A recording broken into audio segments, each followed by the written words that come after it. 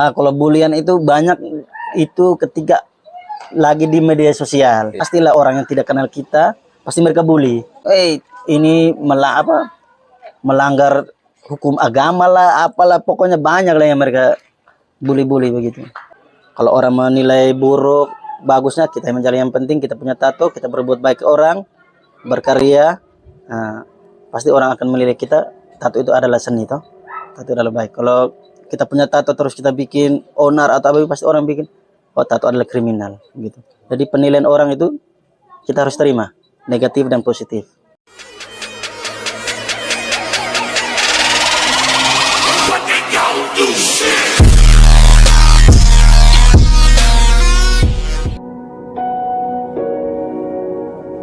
Oke, selamat sore teman-teman sekalian Katong Bacerita. Hari ini Katong Bacerita akan bercerita dengan salah seorang seniman tato yang sudah cukup viral di Nusa Tenggara Timur.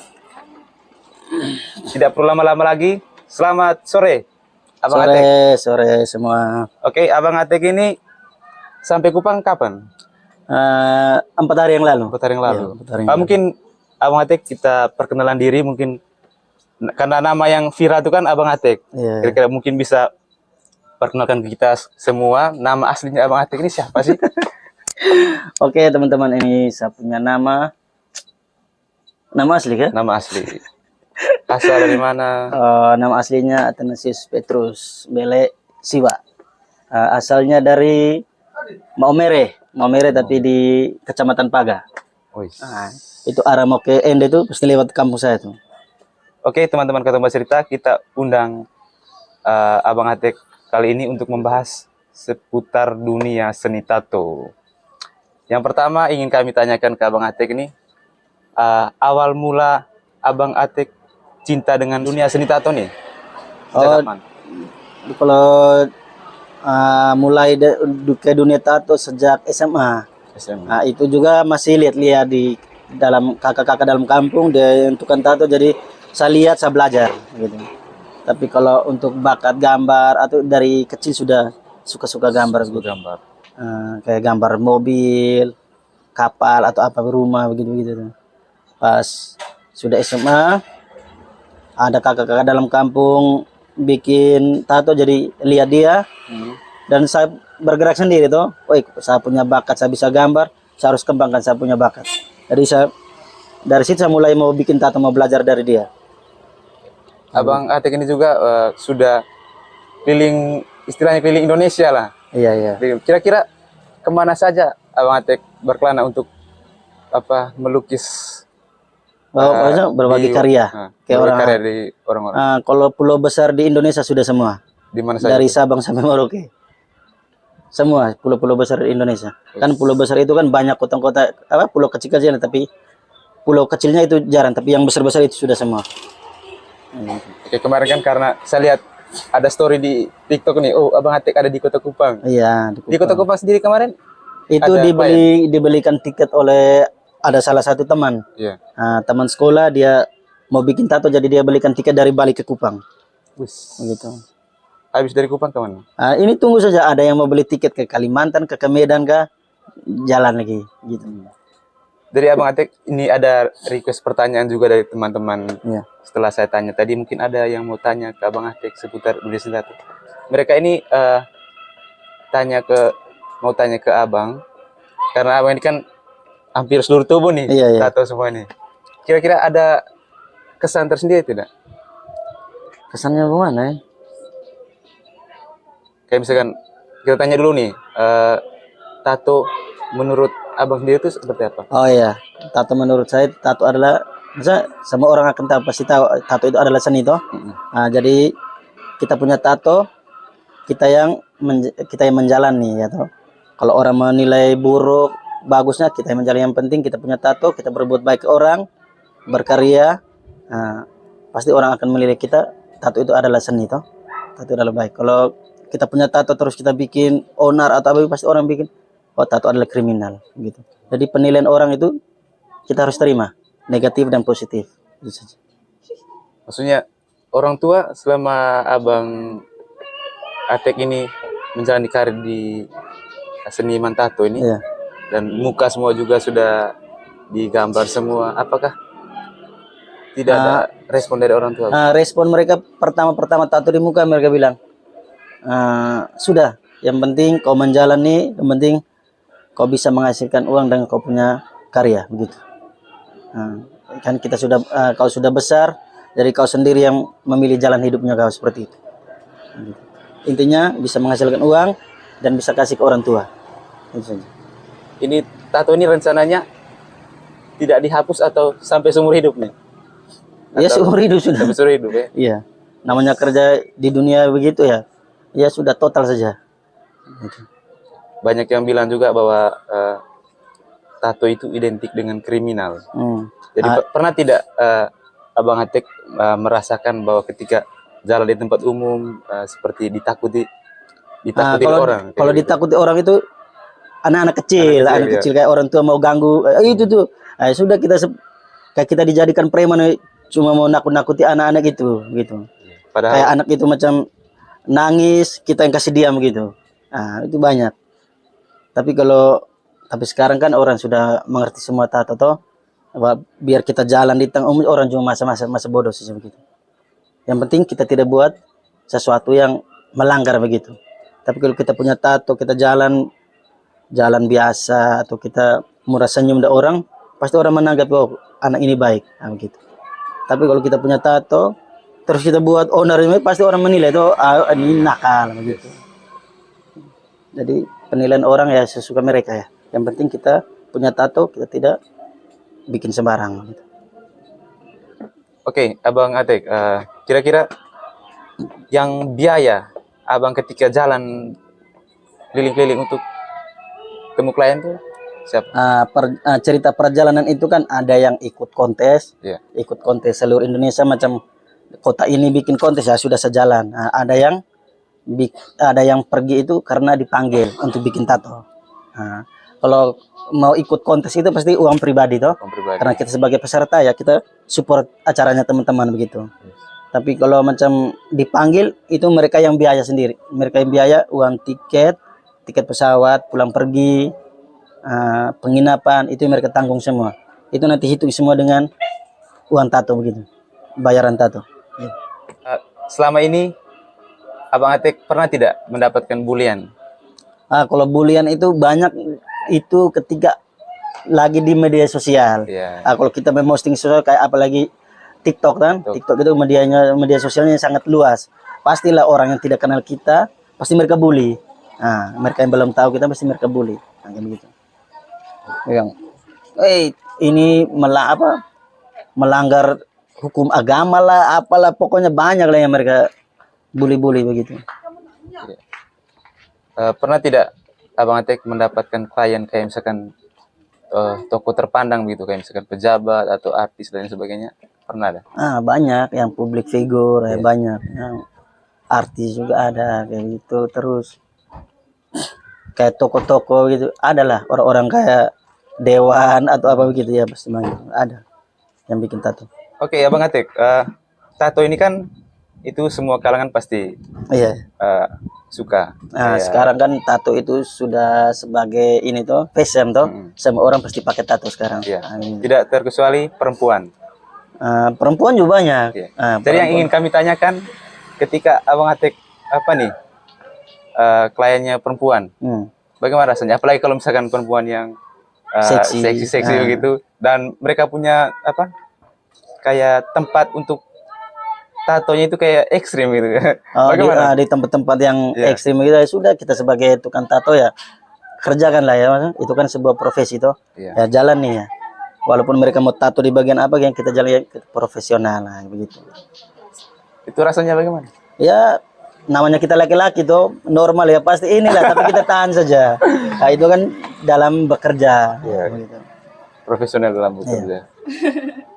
Abang Atik, ada yang kami mau tanyakan lagi, karena saya lihat banyak di komentar TikToknya Abang itu kan ada pertanyaan harga tato itu kira-kira bagaimana? Apakah tergantung jenis gambarnya atau model tatonya? Kira-kira bagaimana? Mungkin Abang bisa jelaskan. Kalau soal harga tato tuh mereka kan banyak yang tanya nih, Abang tato tuh berapa? Terus kita jawab, kalau punya contoh gambar atau konsep gambar, kirim ke sini biar kita tentukan harganya. Kita bisa lihat harganya lewat contoh gambar begitu. Iya. Nah, kalau mereka bilang, kalau kita bilang harga 500 atau 1 juta terus datang kecil kayak semut, ya tidak mungkin toh. Nah, berarti punya gambar dulu baru kita Gambar bisa dulu, tentukan baru harganya. harga. Terus kita kasih harga murah-murah terus dia datang bawa yang besar begini, ya tidak mungkin juga tuh. Nah, jadi makanya kita bilang harus punya konsep, punya contoh gambar baru bisa tentukan harganya begitu. Jadi yang tanya-tanya tadi harga tato berapa di podcast Katong Baserita, Abang Atek sudah jelaskannya secara detail. Ya Bang ya. Oke.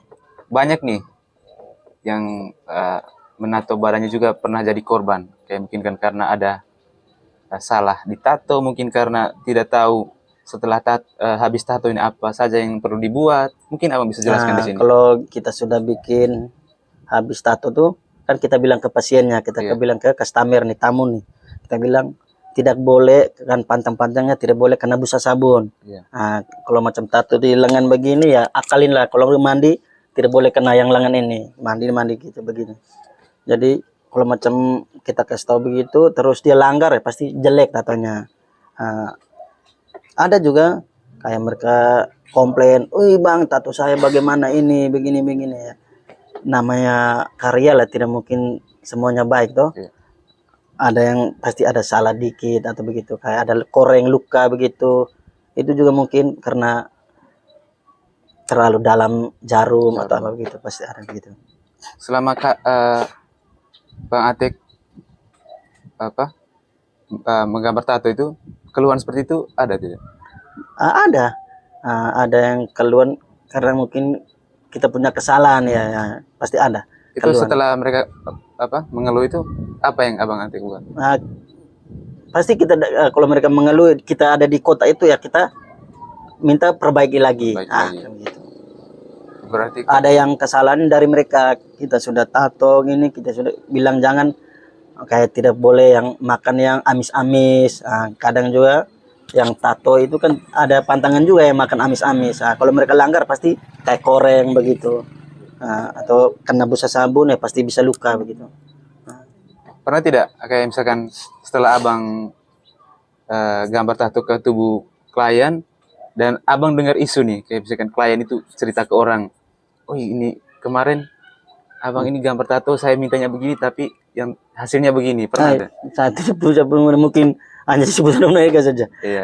Yang pastinya habis tato terus ada temannya datang lagi. Iya. Gitu. Semua tukang tato profesional kan pasti ada pengalaman buruknya. Kayak misalkan dia mencoba bakatnya itu pasti ada korbannya. Kira-kira siapa sih orang pertama yang Abang tato? Korban-korban itu pasti anak-anak dalam kampung, atau teman sekolah begitu yang mensupportkan kita. Kau mau jadi tukang tato biar saya punya badan saja yang jadi korban. Itu banyak teman-teman, tapi sesudah mulai di dunia tato, orang pertama itu saya punya teman nama Jeven. Jeven Leonard itu. Jadi dia sebagai saya pegang mesin yang modern, mesin coil lah ya waktu itu. Dan dia orang pertama yang saya tato. Ketika sudah profesional dan lihat kembali korbannya itu bagaimana? Banyak mereka komen-komen, "Weh, kau perbaiki dulu tatonya saya yang kau buat, yang kau belajar." Saya bilang, "Sudah, itu sebagai kenang-kenangan sudah." Tapi itu ya sudah, nanti kalau ketemu pasti perbaiki lagi begitu. Itu karena mereka juga istilahnya orang yang berpengaruh dalam kesuksesan. Iya, mereka mereka itu yang bisa bikin kita menjadi maju lah. Karena berkat teman-teman itu yang bikin kita jadi maju. Begitu. Kira-kira seperti yang kita cerita tadi, siapa sih yang bertanggung jawab atas kesuksesannya Abang sebagai tukang tato profesional? Diri sendirilah. Saya sendirilah. Saya yang menjalani kiri kanan sampai di detik ini. Tapi kalau soal support ya pasti dari sahabat, teman, keluarga ini semua. Tapi yang jalani saya lah. Saya lihat kebetulan saya sering scroll TikTok gitu. Saya lihat ada satu mobil di TikTok itu yang sudah dimodifikasi itu. Itu itu mobil ada 2. Iya. Itu pick up sama bemo. Nah, itu hasil dari bikin tato juga. Wis. Nah, itu dengan kerja keras. Soalnya saya punya cita-cita dulu harus miliki angkot begitu, miliki bemo begitu. Jadi sudah terkabul, sudah bisa miliki bemo itu. Ya. Untuk membagi edukasi nih, edukasi terkait seputar dunia tato. Kan saya lihat ada TikTok, Iya. ada YouTube juga. Iya. Kira-kira penghasilan dari sudah ada penghasilan tidak dari? Nah, kalau YouTube sudah pernah sudah dapat gaji, sudah dapat, tapi sekarang sudah break. Nah, sekarang YouTube sudah break mau setahun, jadi fokus di ini saja, TikTok saja. Ya. Kalau TikTok sendiri penghasilannya? TikTok sendiri penghasilannya ada, tapi menabung gitu. Menabung agak lama-lama baru nggak ambil begitu.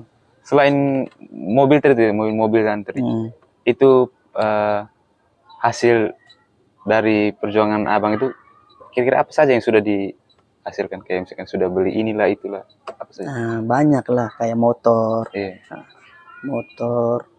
terus beli kasih adik atau gitu-gitu, bantu adik kuliah gitu. Ada Untuk orang tua juga. Orang tua, gitu. Pasti semua orang punya idola. Iya. Punya idola, baik itu sepak bola dan lain sebagainya. Abang Atik sendiri sebagai tukang tato profesional, kira-kira idola abang siapa nih? Di dalam negeri dan di luar? Kalau dalam negeri saya punya kakak-kakak sendiri. Itu kakak di Maumere, dan dia jadi gurunya saya. Itu Abang Ciko Tato, yang kedua Abang Agus Tato atau Tato. Dan mereka itu sebagai abang-abang terus memotivasi untuk bisa jadi tukang tato. Gitu. Kalau di luar negeri? Luar negeri itu David Vegas, itu orang luar negeri. Keren. Oke, teman-teman Katong Bercerita, mungkin itu saja yang bisa kita ceritakan bersama Abang Atek terkait dunia seni tato. Kalau misalkan ada lagi waktu kita bersama Abang Atek, nanti kita ceritakan lagi seputar dunia seni tato. Sekian untuk hari ini. Salam Katong Bercerita. Korban.